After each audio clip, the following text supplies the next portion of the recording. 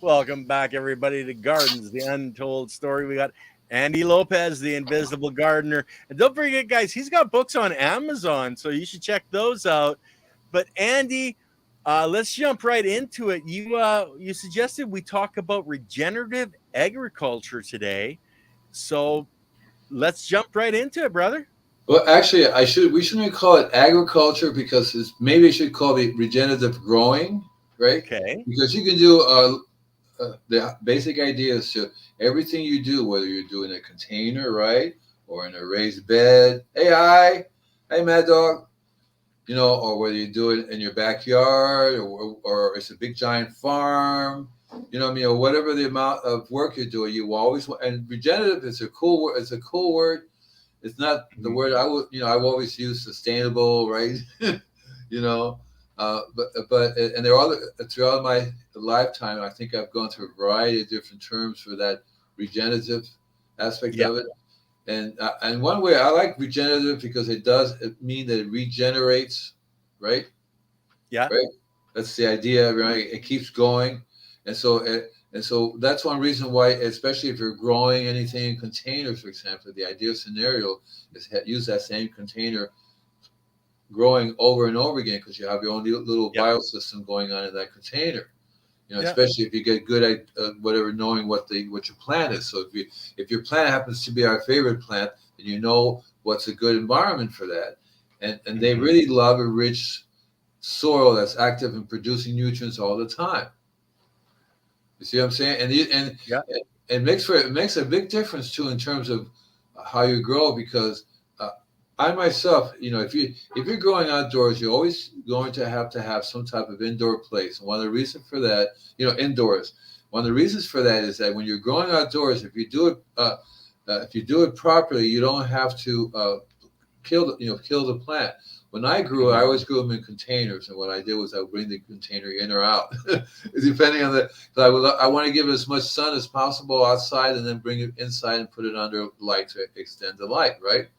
So, and when I used to, I fell for the theory of you do it one grow season, then you throw the soil away, and then you put new soil in, and you grow again. That's the way it goes, right? Yeah. You just throw all the stuff away, or dump it around on some other plants outside somewhere else, because it's not supposedly no good anymore. I never bought into that. I actually would get worms and put them in there, make sure the worms survive. And if the worms survive, the plants did very well as well. See what I'm saying, right? So I would be putting things into this. So when we talk about regenerative, we want to put the combination of things. And this is not just biology, but there's other kinds of physical structures that have to be there. Aeration in the soil, if the soil is compact, the way the organic matter, humus, all these kind of things have to be there for it to start working. Start producing a living ecosystem that just grows by itself. And anything that you plant, even you could be sitting next to it, you would benefit from it. Well, right? Yeah, exactly. Because your plant is actually breathing in and out, and that's coming when you breathe into your lungs and onto your body. Your skin is, remember, the largest organ we have. That's one of the cool things that I have memories of is that I'm 6'4" and a half. So no, you're a midget. You're only 2 feet tall and you're invisible. Remember? I used to grow underneath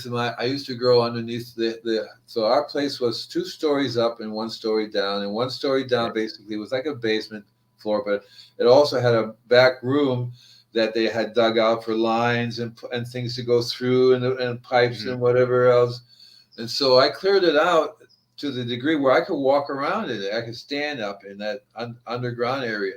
And so, and then there's no such thing as air circulation through there because there's no fans, rooms and, places with fans and stuff. So I managed the circulation because it would naturally breathe a little bit, but you really couldn't be using what do you call the lights, the normal lights you use other than HBS? The old HBS lights? They're really hot. hot. Yeah. Yeah. Your HPS. Yeah, and you had the big shrouds, and yeah, Right. there's other ones. I never actually bought any of those. When I did my research into growing indoors, LEDs was already a Incandescent, thing, yeah. and that's how I started with LEDs, Well, incandescent. when I started, the LEDs wasn't even around. But then eventually they started coming around, And I actually ended up with about 8 generations of LED systems. 8 generations. I wrote a column, and one of them was, how to grow indoors and the use of. Right. I would companies. I would actually buy the LEDs from the companies, Mm-hmm. and then do the review on it, and also use it for myself. Yeah. So Yeah. I bought this one really great LED system. It's a little round thing, but I like that, right? Yeah. What is that? Not even 6 inches, 4 inches round, right? Like a Yeah. little ball. And so if you imagine that what they do is you put it. It has a place where you put it on. So it's basically a light that has maybe, I don't know if it has anything on. It doesn't need it because it produces. It's an LED light, Mm-hmm. and it's like it was $200, equivalent to a 1,200 watt light. That would Yeah. hit it. That would hit it. 1,200 watts. So you can put them on the walls. So I would put them on the. So the way I grew my plants nice and thick was I would have one 300-watt LED light up top, Right. and then I would have these little babies on the side. See, on Mm-hmm. the side to light the sides up, and I would prune it because when I first started growing, uh, I would let it grow, and you talking like one big giant bud thing, and you go, Yeah. well, Yeah. let's see. And so I started cutting them, and I found that when I if you cut them at the right stage, it doubles the budding size. So you have this massive plant around you, not even taller than maybe 4 feet, but it would have Yeah. like hundreds of buds, really beautiful, beautiful buds, as opposed to 3 or 4 big ones. And guess which works even better, huh? Right? You know it. Yeah. Yeah. A room full of buds is much better than a room full of vegetative material with only a few buds on top. Right, right. And these little buds, and so I went through, and I'm supposed to be talking about regenerative, and the whole point of what I'm saying is that the container plants lasted for me for years and years and years. I would never pull the plants up. Never, I never had to kill the plants until a couple of times electricity would go out, didn't come back on, everything died. Uh, another time it was just too cold down there, and I couldn't. It didn't Couldn't work keep it out. warm enough. Right? Yeah. Yeah, because you have to Yeah. have some kind of temperature control. If you're in the ground, it's gonna get cold, and I didn't Yeah. have the light set up at all. What is that? Equal thrive cycloorganism and contains equal thrive charge. What is it? Oh, equal thrive. I don't know. I never heard of it, but it looks like it sounds like a cool deal because it's got it has earthworm castings and neem cakes, seaweed meal, rock phosphate. But Yeah. are you sending me some of this, brother? Is that what you're saying, Mad Dog? You're gonna send me some of Well, this he's stuff? over in Great Britain, so I don't know, but we might not even get it here, Well, in North America. give me a link. Maybe I could buy it online. I would love to test it out because it's all the good stuff. I like to get a bumper sticker to say good shit, right? Because that's what we really Really want. good shit. And mixture like that really is actually a form of rock dust because all these are shells. All these are a form of rocks. That when you look through the mixture that he's talking about, a lot of it is it's in a rock form. Whether it be Yeah. like hard rocks or soft rock. Even shells are like what are they, right? Mm-hmm. You know what I mean. So right, they could be like little rocks. Coral calcium, right? It's coming from a coral. It's coming from a form of what's creating rock. So, but my point when people see when I grew raised beds a lot, and I got to the point where if I lived in a long place, like the last time when I lived here in Malibu, I lived up a place called Deer Creek. It was like a 14-acre farm, and we had a nice, giant, massive vegetable garden. And I think I Yeah. was up there 12 years, 13, 14 years, something like that. Yeah. And so, You can put down roots. You Oh can yeah. put down roots in the soil. So the first time I did it, I said the normal way. You just turn it over. You did little lines and stuff. Then I said, the heck with this. I put in raised beds, and the raised beds are probably still there to this day, unless they tear it down. Because I made it. Some of them are made of bricks. I would make raised beds of different things. It depends what I feel like, what's available. You can make them out of bricks. I made raised And beds out of. experimentation is the spice of life, Andy. You try cinder block, and then you try, this. I made it once out of wine bottles. Cool. Wine Cool. bottles on the side, coming up the side, and and on the bottom I put them down so that it wasn't the bottles, it was flat. But I basically layered the bottles, and it would stick up off the ground a little bit, right? And I really liked that. It was gopher proof. Water will drain through it. So then I would fill it back up again, and then also put a little wire along the tops for the wood so the gophers. But it was I would make it 6 foot deep. I would go down 6 foot, my height, and then the soil, fluff it all back up again, and those beds will probably last thousands of years.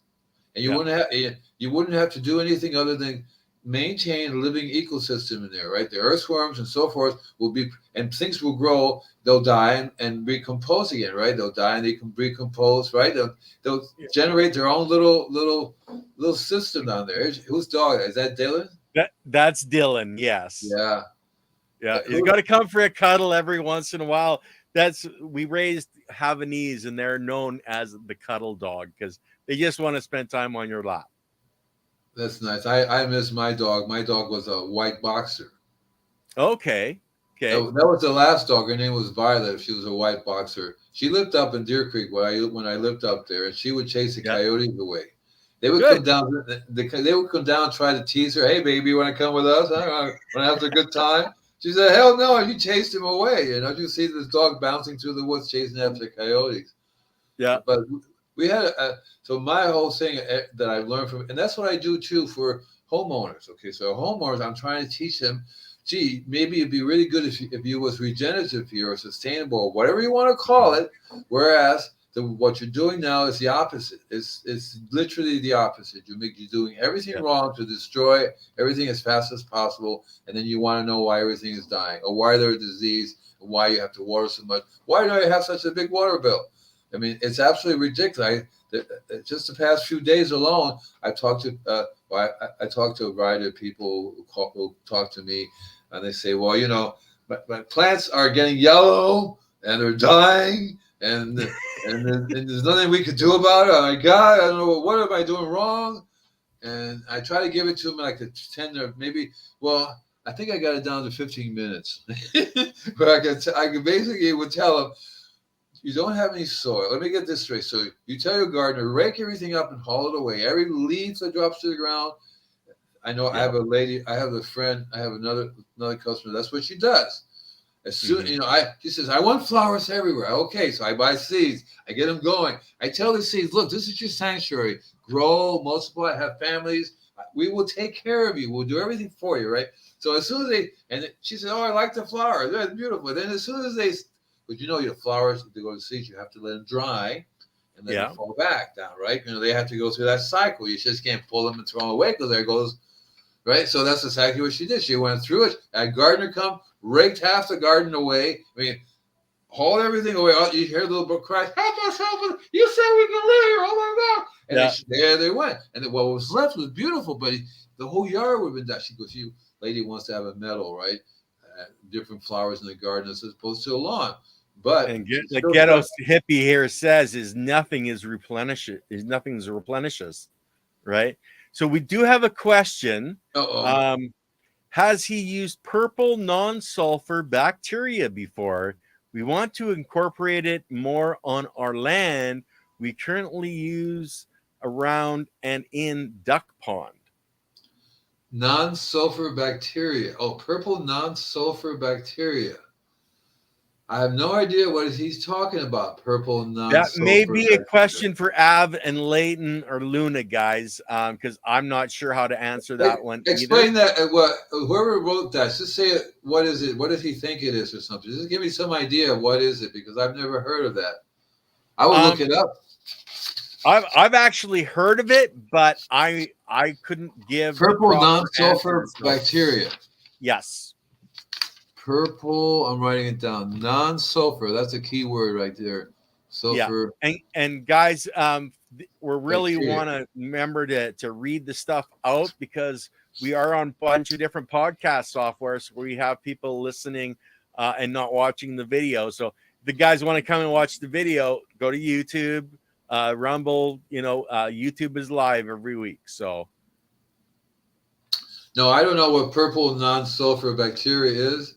I am going to look it up because CUC, I think it's something used in the effective microorganism mix. I met the person. I do know what EM is, effective microorganism. You know the gentleman that originally put it together. Yeah. I can't.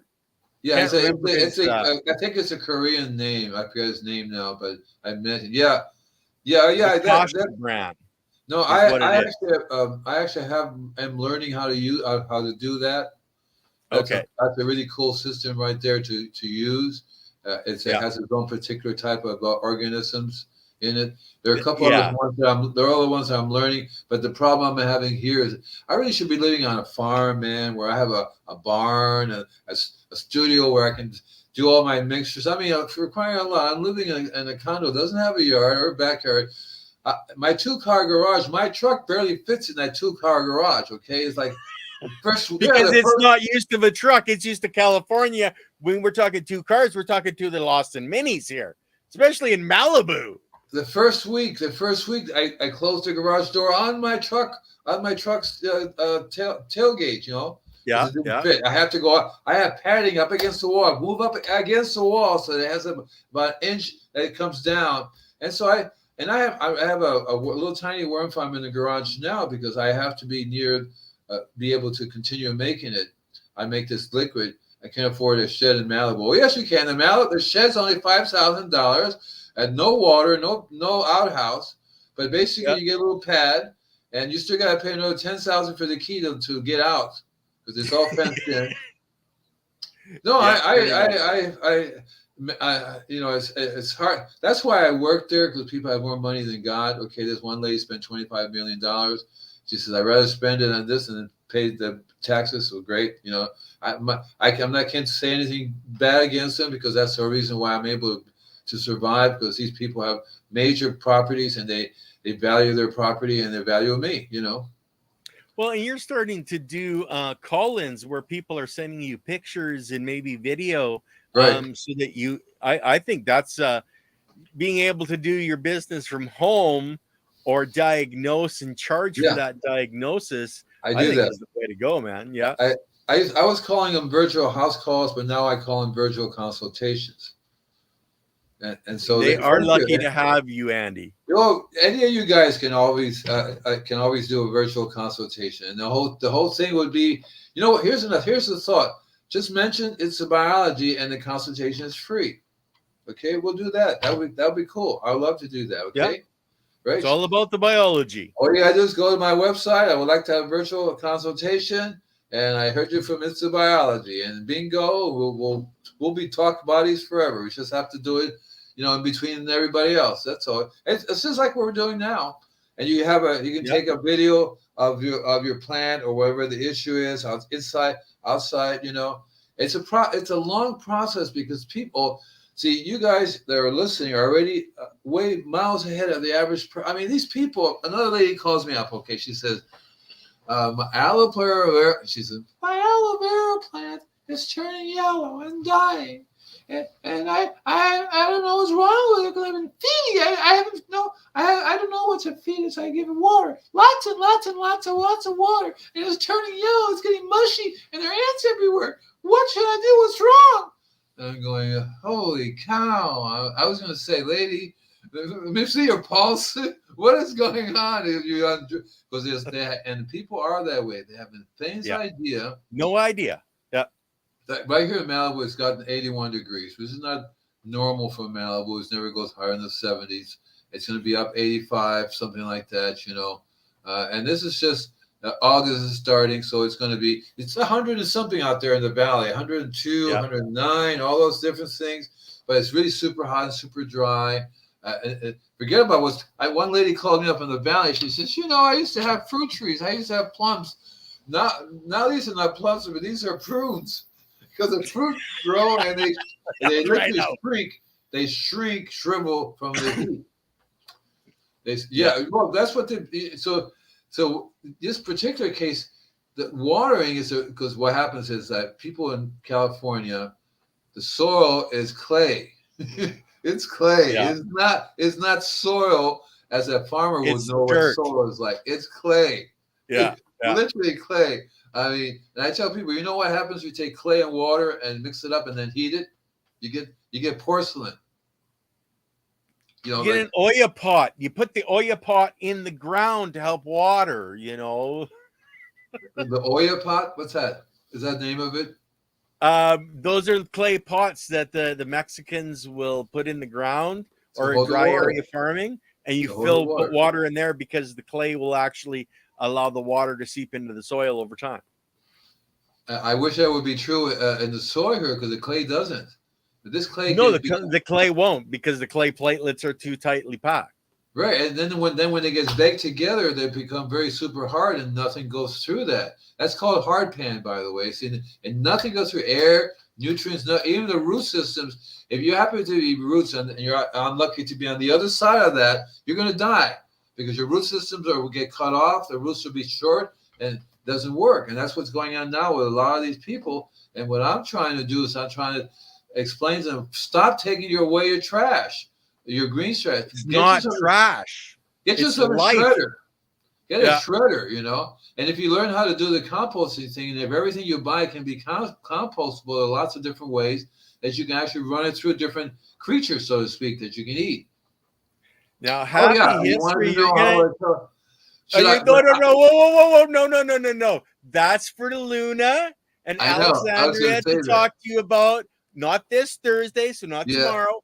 The week after that, and I'm actually traveling, so I'm gonna miss that show myself, but Silly Lily is gonna be in the background producing that show, so you gotta wait for your answer on that one, my friend. Sorry, Happy. What is Kalishi soil? Kalishi soil. That's like that sounds like a California really bad soil. Cali would be California. Cali Shay.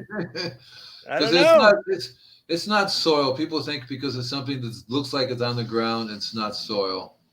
It's not soil. Soil is when you can put your hand into it. Things are alive. You get some worms up. All kinds of creatures come up. It's soft. It's dark. You can almost eat that shit. See, that's soil. You know what I mean? Put a worm. A lot of these places, I tell people, I give them $100 for every worm they find. You'll be on the podcast with Luna, right? That's when I'm supposed to reveal the secret, but it's not a secret. Yeah. But once you learned how to do it, and then, again, it also depends on a variety of other things too. You know that. You can take two seeds if you think they're going to both be female. But if you put one in a nice room, one in another different room, the other one's a little bit colder, maybe loud music, you're going to end up with a male and give it the different kind of food. You know that, right? You change the light on it. You know that, right? I don't, and you're not supposed to be revealing secrets until that's not the secret. That's not the secret. That's just okay. That's just a standard thing. You know that you can easily convert something that's going to be a female into a male, or even worse, like usually what happens, they become a hermaphrodite because they're supposed to be female, but the conditions were so bad that the genetics kicks in and says, we need a male here, we need to pollinate, we need to get moving, we need to regenerate because this is not such a good thing, right? We're gonna die, right? So that's what happens, right? Anyway, so I forgot what we were talking about. Okay, so I have a surprise for you guys. And I'm going to do the hang on a second. I'm going to do the screen share thing. Screen share? Okay. An audio? Yeah, just hang on a second. I'm working on it now. I'm working on it, man.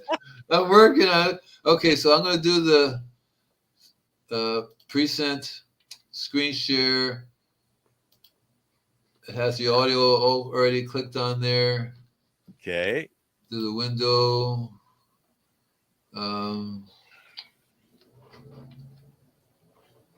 let's see, where is it at? And yeah, this is I don't even know what to expect, guys, because Andy's in control in the back end on that side right now. So I don't know what he's Yeah. bringing up. I thought I had it ready and everything, and now it's like, oh, now it's like it's not. It's not even there. It's just something happened. It just disappeared. And anyway, I have the book out. You know, I told you about the bricks book. Yeah, yeah. So I have that bricks book. It's a PDF file, and the owner said give it away, and I've been doing that for maybe 100 years. Yeah, I don't yeah, know. yeah, And so I'm happy to, and I sent you one, and yeah, we yeah. just need to You did. figure out a way. We just need to figure out a way that people can um, download it. I might put it on when I do the blog. I don't know if I can attach it to the blog up there on the website because it has to have some physical place for it to sit. The only other way I could, I'm thinking that if you guys have signed up for my newsletter, then when you get the newsletter, I can attach it. I think I can attach a file to it. I'm not sure because it's a PDF file. You should be able to attach a PDF file to the email, but maybe not. But that would be a simple way everybody to get it. You'll have it there. Well, Otherwise, basically, all you're doing is you're attaching the link to wherever the file is being hosted. oh no, I meant the actual file. Oh, okay, okay, okay. Right? Because that's what I'm saying. I have no idea where to post it because I think I should be able to put it up on my website. But Yeah, you should be able to host it on your website, the PDF file, where people can click on it and download it from your website. so that's what I should do is upload it, upload the PDF file to someplace on the. So I think I'll do a blog for what's going on today, and I'll see if I can attach the file to the blog that people can go up and then download it.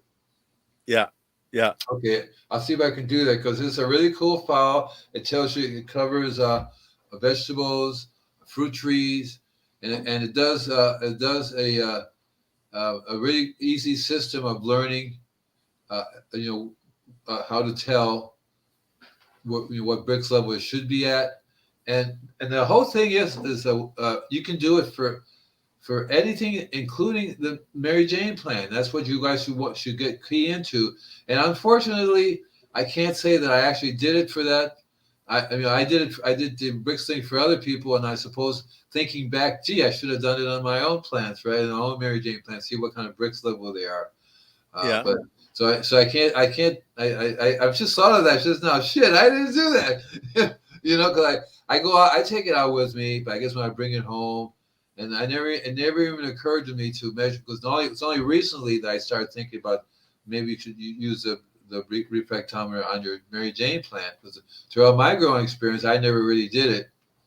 They did really good. I never had to do anything to them. Yeah. I don't think anybody else ever said, "Could you do a bricks reading on my Jane plant?" You know what I mean? Yeah. That hasn't happened. But I've done it on roses. I've done it on the lawn. Different kinds of fruits, different kinds of vegetables. I also learned that the different time of year will change it too. The temperature outside will change it because if your fruit ripens, the bricks reading is a little bit higher because it's sweeter. Yeah. Yeah. Well, yeah, exactly. It's breaking down already. The biology is starting to devour it. Right. So, the people have been asking me, where do I get a refractometer from? Because they go up to Amazon, for example. There's like 1 billion refractometers there, or if you go on the eBay, 1 billion 10 refractometer. Literally lots and lots of people selling refractometers. So I tell people, make like you're buying it for making beer. Okay. So you can if you type in beer making kits or beer refractometer for beer making. Okay. You can use that refractometer 99% of the time for what you want to grow it. Because and the other thing cool about it too is beer and hops and marijuana are very similar. So yeah, so you can do And the refractometer is also not just for, it's meant for the juice or the liquid that you make, you know, Yeah. but it's really, Yeah. you want to do the refractometer reading on the leaves, and then take some buds, and you only need one little bud, mush it down, get the juice out of it, put it on the refractometer reading, and that should be a measurement for, it tells you the mineral levels, and you'll find it's interesting.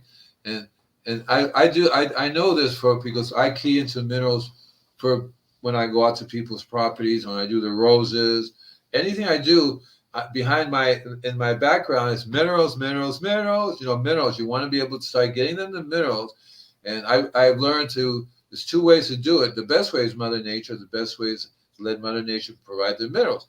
That is to say, if we get out of her fucking way, excuse me, if we get out of her way, right, and let her do her thing, and then the minerals will be flowing everywhere. But right now we have pretty much disrupting everything all over the place with plastic and with toxin and with killing the soil microbes. I mean, there hasn't been any creature on the planet that's been as destructive as human beings have.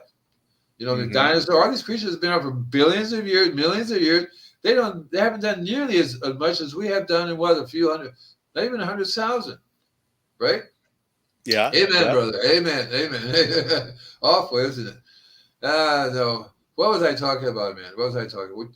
Any questions? Anybody want to talk about anything? Because I'm just hanging out. So I have a whole series of things that I'm going to be doing. I already sent you some lists. I'm going to stick to those for a while, but I'll be providing you some more. But the way I like to work is I like to be able to talk to people whatever it is they want to talk about. So so you know the whole comment thing there. You should do the comment thing. Say, Andy, I want to talk about this. Andy, I want to talk about that. Okay, and that's the easiest way to get hold of it. Right in the comment section, because I do read that. I don't know. Do you read your comment section again? Oh yeah, yeah. I keep track of the comments. You know, every couple of days I'm checking the comments for the channel and stuff. So, yeah. So that's the best way for everybody to communicate with us. And if they want to talk to me about it, they do the comment section. So because I'm pretty much open to talking about almost anything, because I've been around and I've done a wide range of things, and they're all connected because they're all connected to me. You know, I mean, so it's all part of. And in terms of growing, if you really want to grow the best, I think people, you guys who are growing pot also be good at growing tomatoes, growing other fruits and vegetables, probably natural gardeners, you know, in terms of the soil. And if you pass that on to other people in terms of, you know, people's properties, you know, the community. So I talk a lot about the cities. The cities should be responsible cities for their soil, but the government should be responsible, and so the schools, right? They should take better, because that's a big chunk. Because us little people, we can only do so much with our homes, right? Here you have these people, these corporations and businesses. Well, isn't it that the federal government has more land that they control in the states, for up here the provinces? The ditches alone are millions upon millions of acres, and you get into the schools, the parks. Yeah, they could be doing a lot, and they're not. And that's where that's your specialty, Andy. You and Leighton, you know, to try to focus to regenerate those kind of areas. What I'm saying is that we need 10 times, 100 times more people to be able to counteract what these people are constantly doing, because there's so much of it. There's so much damage going on all the time, everywhere, and somehow you have to get to them, and they have to change, and that's another issue there. How do you go about changing the structure that's there already now, for between the rangers and between the state and the city and the government and you know, all that's a big mess. That it's, you know, and us little guys, we can only do so much because their toxins is constantly overflowing to us. I mean, one thing, if you I always thought, but put a giant geodesic dome, right? And maybe make it so that birds had a little something to attach to their feet so they could fly through the barrier without hitting it. You know, you know what I mean? But and they actually had a movie. It was under the dome, and things happened, but the people were inside the dome, and they were protected. Biosphere too. It was called Under the Dome. You know that? Okay. Yeah. But it's not a hopeless cause, but if everybody did that on their own property and their own space, then at least and I think it may have something to do with voting. It may have something to do with, you know, I don't know how we would go about changing those aspects of things, because they're getting worse and worse in terms of what they're doing. Not to mention, whatever chemical they're using now, whatever this chemical they're spraying, whatever radiation thing. There's all kinds of stuff going all around us going, yeah, whippy, whippy, right? More nuclear power plants. Let's build more nuclear power plants. And now they're saying it's totally safe. The United States is going back to building nuclear power plants because of climate change. And you don't want to, it's clean. It's not going to promote any damage to the environment, to the climate, right? And you just ignore the one little problem and everything's fine. Yeah.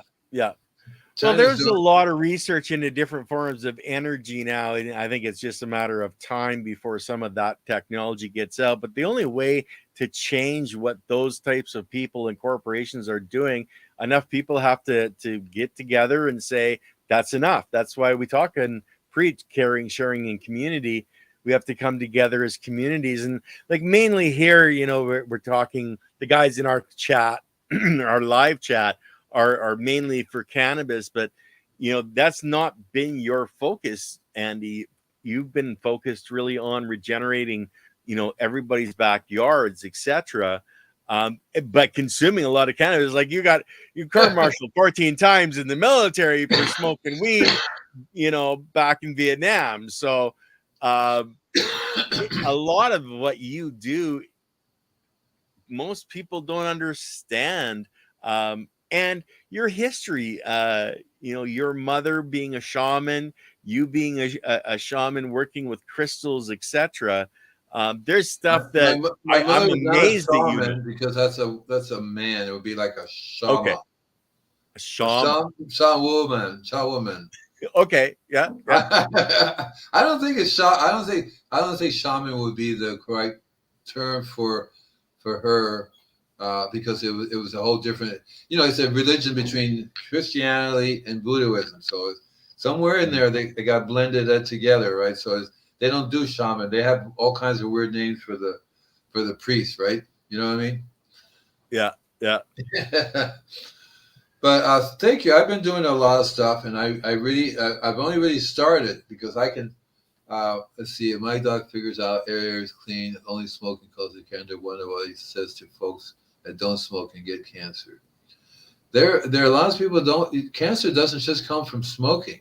Hell no. No, exactly. Cancer comes. You ever heard of? It's called. I almost had it. Oh, Forever Chemicals.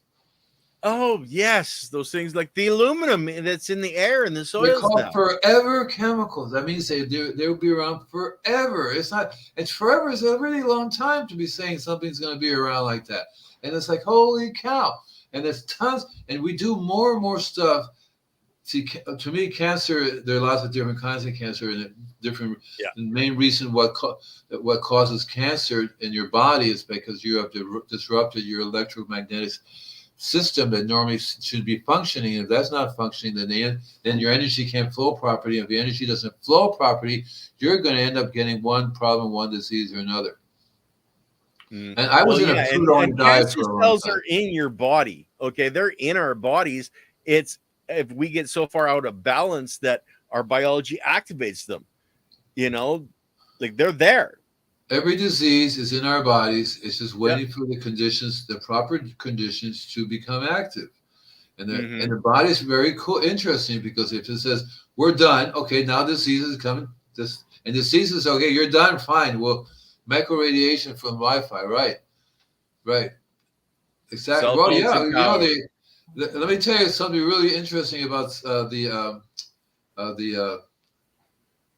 microwaves, Wi-Fi. The Wi-Fi. What is it? What is it?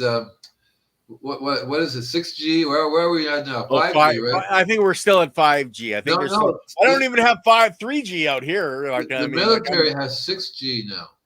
Okay. 6G. They went straight to 6G, and originally the towers, they're using a technology that was developed by the Russians a long time ago, where they would actually point at the idea is they would point at the armies running, to, and it would kill the biology, but not destroy the any of the anything else. Just using this beam, intense, and the right frequency, which was the original 5G. Right. That's what it can be generated in a beam that would just fry your brain out, I suppose, or something like that, right? And, well, the U.S. had stuff up in northern Canada that was broadcasting some kind of freaky signal at the Russians, and they had something on their side, shooting it this direction. It was fucking ridiculous. Right. So you can get cancer from nowadays. You can get cancer just with sticking people who live along the highway. They were going to do. They had a law that says you can't have a housing, a condo, or an apartment otherwise within 350 yards of any highway on either side. Yeah. Now they're built right on top of it and over it. And the friend of mine does air conditioning. He does filtration system replacement. He will go to your home, take the air filter out, and replace it with a new air filter. And that air filter is solid black with the stuff that comes from the cars. Yeah. Okay. Yeah, the carbon, the hard body carbon. So I was staying in Camarillo for a little while, and I had to get out because the layer of carbon monoxide was brown.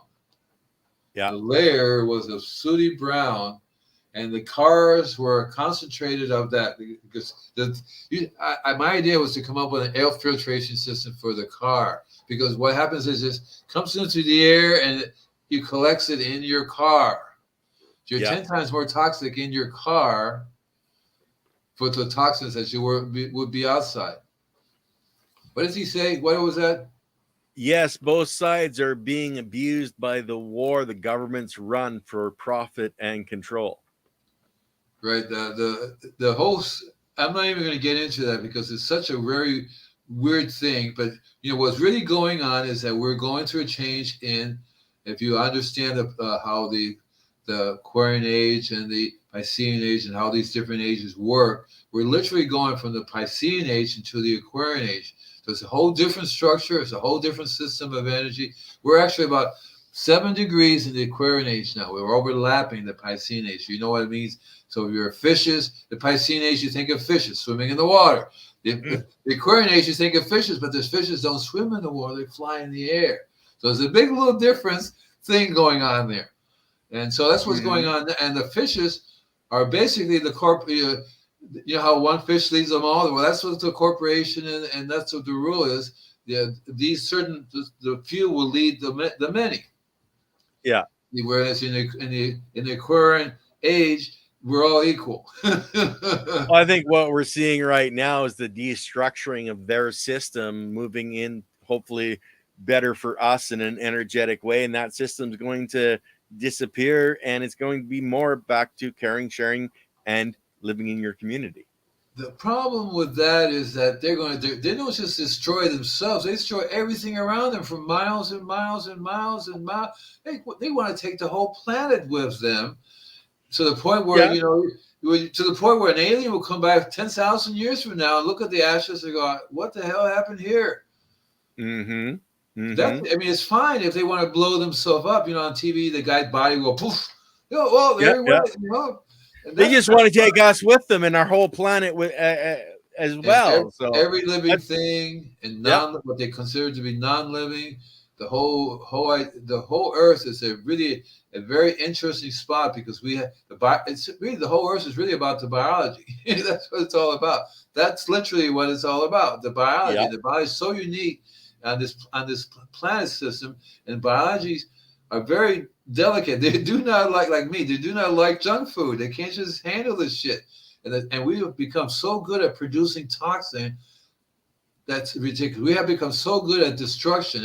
Even now speaking, I'm breathing in these microbes. I'm killing them and destroying them. Even when I'm walking, I'm destroying ants. We cannot do anything without destroying, right? Yeah. The powers where'd that go? The powers that be are trying to create a global socialist communist state. Unfortunately for them, they seem to be really having issues with controlling us. We just don't like to be controlled. And energetically, we're already far superior than they are. I think it's just a matter of time and trying to survive what they're going to try to do to us. Processed foods are the drug of choice. Process. Here's a scenario. What can we give people that will control them? Let me think about it for 5 seconds. Oh, food, right? Sugar? And it's processed food and sugar and salt. Sugar is a very, very, very bad drug. Not just your normal sources of sugar, but the genetically modified sugar. They were going to call it, if you eat this sugar, you die. I missed that last part. Could you show that again, please? Blood thinners. It's 6 drops a day going to mess up their blood thinners. 6 drops a day of what? Of what? Yeah. Yeah. So It's no idea, Laura. Yeah, I don't know what we were talking about in terms of 6 drops of what. Yeah, I don't think there was anything. Maybe she's thinking of a CBD tincture or THC tincture. I don't know, but yeah. I think you're talking about blood thinners. She was talking about blood thinners. Maybe blood thinners and tincture.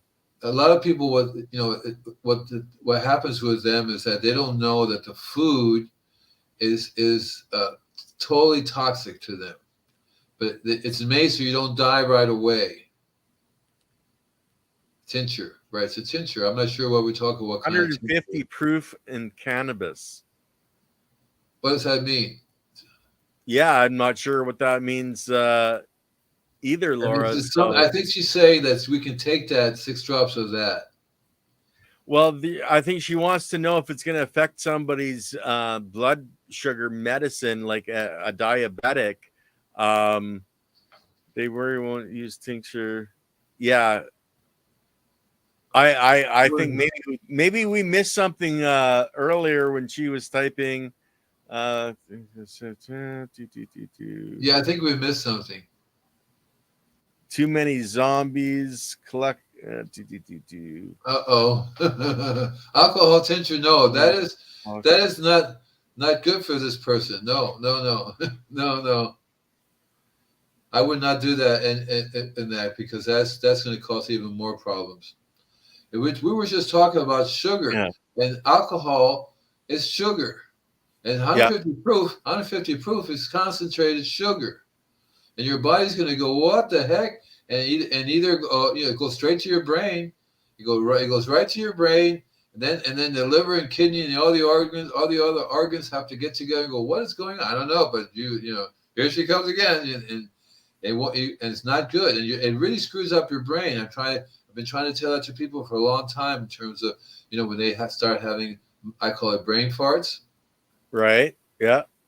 And natural remedies are the only way I go. The only way I go for anything and everything at all. You won't believe the stuff that I normally do. When I'm together, I really, my best remedy is to go out in the garden and eat until I'm so full I'm fine. And a lot of times if I'm really, really sick, I'll eat more vegetables. I eat more greens. That's the best method. Or you can even use it. And plus, I also learned how to take anything growing in the garden and turn it into a tool in terms of feeding other plants and using it for pest control. I was talking to a lady, she says the other day, you can take that plant, make a tea out of it, and spray it around your property for insects. Mm-hmm. And she has a couple of plants. She has lavender. She also has citronella. You go to the store and you buy citronella oil. Yeah. Well, there's a citronella plant. And I'm actually planting more around other people's property because it likes to dry. Good for mosquitoes too. Right, exactly right. I wrote a book on how to control mosquitoes. It was a 1-page book. I know how to keep mosquitoes from biting you. Garlic. You got it. You got it. I remember you saying it. Okay. Yeah, right. That was a story about cut a clove of garlic in half, put one in each shoe, and you'll smell like garlic, and nothing will come near you. That's like a poem. Mosquitoes have to find you first. The same thing with other creatures. Bears, lions, and tigers, and bears all of them will go, no, I don't think so. They're not going to come up to you and go, I love the garlic. No, they're going to go, I'm out of here, sorry. You don't smell good, man. I think you're rotting, but I don't want you now. Go away. Garlic is one of those things that it's a particle, but also rides on a wave. It's a physical thing that's very interesting because that's how you convert energy. Energy is a wave. You see it, Yeah. and if you have a particle like the particle of garlic, and this is something you can remember we were talking about how you can feed garlic to one plant, and not too far away that other plant has the same taste of garlic. Mm-hmm. Right. Well, that's how the garlic would travel through the soil and come up in the other plant. Yeah. Yeah. Well, and there's evidence of things like that plant, connected underneath the dirt in the soil, the roots, growing across each other and getting genetic transfer. Like James White was mentioning that on a show here not that long ago, horizontal gene transfer, and that's just the roots and the biology crossing each other underground.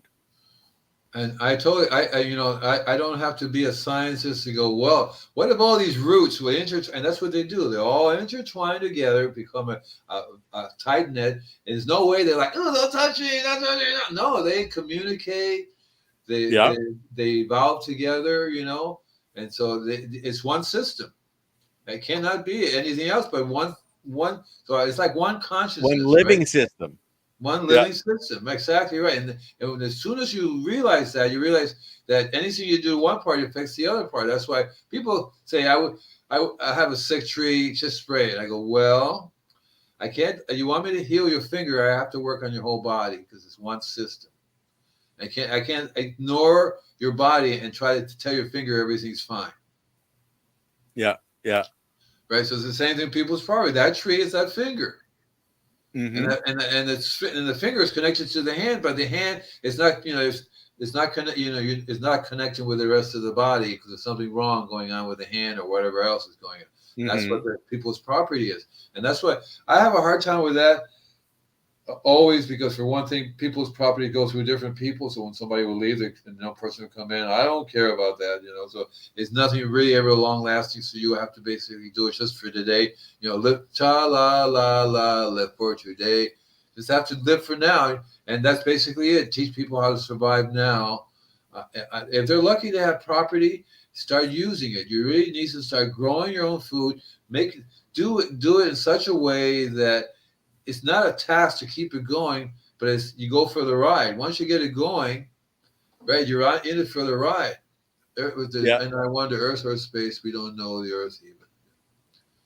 There's so much about this planet we don't understand. Like Leighton sent me an article on what they're terming as dark water or dark oxygen, sorry, in the reservoirs underneath Alberta, because that's where the testing was done.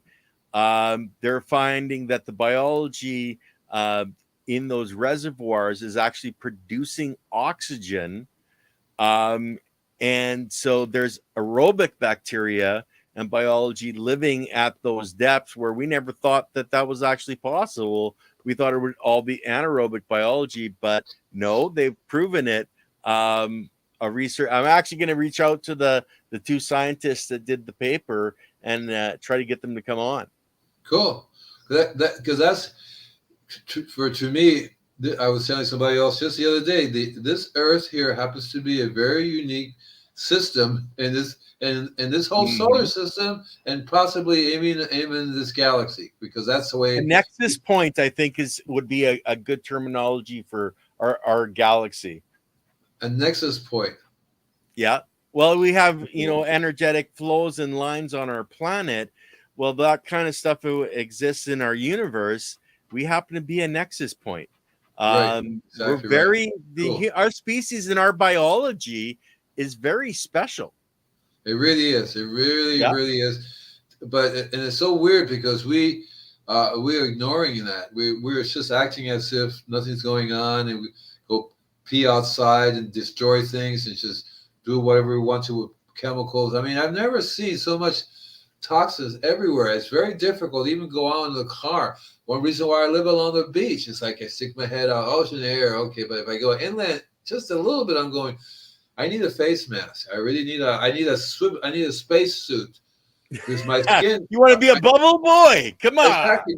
My skin is absorbing these toxins that's coming in Yeah. through the air, and my nose is saying stop breathing, hold your breath, and I can only hold my breath for so long, and then you go, oh shit, I breathe, and it's just so much of it, and no wonder people energy system are getting destroyed, because Yeah. that's what it does. It literally You plays got to get out of radical. the city, Andy. It's as simple as that. You just got to pack up, move out to like Montana, out in the open air where there's I'm still telling you, fresh air, I'm and telling you you have a that different life. I'm telling you, and I've been looking at places called like farm and land, and I looked at this one place like 400 acres, $100,000. You can make payments, and I said, "Holy cow!" Right? Actually, Curtis Stone, Yeah. and I turned somebody else onto him, but he started a business in Kelowna where he was growing residentially on people's vacant lots to supply the restaurants with really good vegetables. But now he's actually looking at properties globally, searching for really good deals for homesteading. And it have to have at least 2 sources of water, Yeah. etc. But Yeah. I just I think maybe I should give you the link and you can talk to him because he's finding really good properties down in the Oh, U.S. it's not a difficult one to find. It's not. I can find. Look, I know of a wonderful place in Arizona, northern Yeah. Arizona, the forest. You get 1,000 acres. It has a log cabin. It's got a Mm-hmm. well. The closest road is quite a ways down, but you do Mm-hmm. have a well. You have electricity. Actually, you're close enough to run electricity if you want to. You have Right. the option of just doing it without it. It's sort of like maybe not even $50,000 for Yeah. for a little bit of acreage, but you don't need that because you border the forest. Yeah. But, Yeah. but I have to. I'm not there yet. I am not going to, go live out in the woods because that's what it is. I would be there all the time, go fishing, hunting, Yeah. do the garden thing and whatever it takes, to do it. It's also going to be colder than heck there during the certain times of the year. You'll be under snow. I mean, I really can't. I can't do that. So I'm looking at other places. There's lots of places across the United States, Yeah. outside, even in California. There's certain places. I actually looked at in the desert. I wouldn't mind do. But you know what I would do in the desert? I would find a mountain range in the desert. I know some places around here basically mountainous, and buy the mountain and dig Yeah. a house into the mountain and live in the mountain. Well, then they keep finding these underground dwellings in mountains and all kinds of stuff. That's So the way to our do it. history is going back to that. But I think it's better to find a community, though, Andy. A group of individuals that have the same mentality as you do on keeping it Well, natural, organic, etc. since you say And that, join that. since you say that, so what's happening is a couple of things are happening. One is that, see, I'm from Gainesville, Florida. Oh, Yeah, Lord, what does he say? I'm old. Need Yeah, what community provides. yeah. So I'm from Gainesville, Florida. I started a church there called Astra's Garden. That's my real name, Astra. I also do readings and stuff like that. So I have a group of people that say come back to Gainesville. And what's happening is that in Gainesville, the largest Hare Krishna community in the United States is there. It's a big giant farm. And they would Yeah, love it if I go live there because they're all organic, yeah, vegetarian. yeah. You kind of have to be into the early meditations, chanting out. I don't know if I want to go that far yet. You know what I mean? Hare Krishna. I like that, but I really I want to do. I want to live on a farm. So if they let me go there and live there in peace and help with the garden and stuff like that, I would love to do that. Do some painting. You know, I would love to be in a place that has no electricity, therefore no cell phone, no internet. That's what I would like to do. Can you Right. do that? Can I do that, please? Sure. Right, right. You just got to find the right community and join it. I applied for this is monastery that I applied for and they accepted me, but I'm not going because it's going to take me a year to travel to get there. Okay. And it's the middle of this giant island in the middle of nowhere, and you have to take a plane and a boat and a bunch of other stuff. Yeah. Why? Why is a nice name, man? I still haven't joined this organization because when I look at it, my thing, you can't do comments unless you're doing the system. That's the problem I'm having. You're not seeing the comments? No, because I haven't joined the this. No, you should be able to go to probably the top right of your screen, and you'll see the private chat. You'll see a comments there. You should be able to click on that. Maybe I haven't and then clicked you'll on see the comments. Yeah, maybe I haven't clicked on the private chat section. I keep doing that because I'm doing that right now. Above the. Oh, there you go. Yeah, there. Yeah, and then go to comments, and you should see the comments that are. Yeah. See, it was always blank. Now I know why. It's like my brain after a really, really rough night. It's just blank. Okay. It's always blank. But I'm going to try to do more stuff to where I can get this share thing going together. Probably the best thing to do is just start that way. Just do the share thing. When you start the show, you're already there, right? So we don't have to switch over or anything. So I'm going to have lots more stuff for you guys. I'm going to make the PDF book on the bricks available. You'll love it. It helps you a lot. And I want to have a whole show just on that, on how to. So what I really want is questions from you guys. But I want each of you to send me $1,000 and $20 bills. You can drop it off to Ken. He'll mail it to me. Oh, sorry. Did I say that? Shut up, dude. Yeah. Yeah. So if they were sending us that kind of money, Andy, we'd be both laughing, and we're not laughing. Well, we're laughing, but not because of that. Anyway, guys, that's the hour. We're going to cut it there because Andy, he slaves all day in that hot California heat. Tomorrow we've got Luna. Ben from Acadia Farms is on. And then we don't have anything booked for Friday. And we'll see you guys with the OG's Power Hour Monday morning. I know. Yeah. With that, guys, peace out, everybody.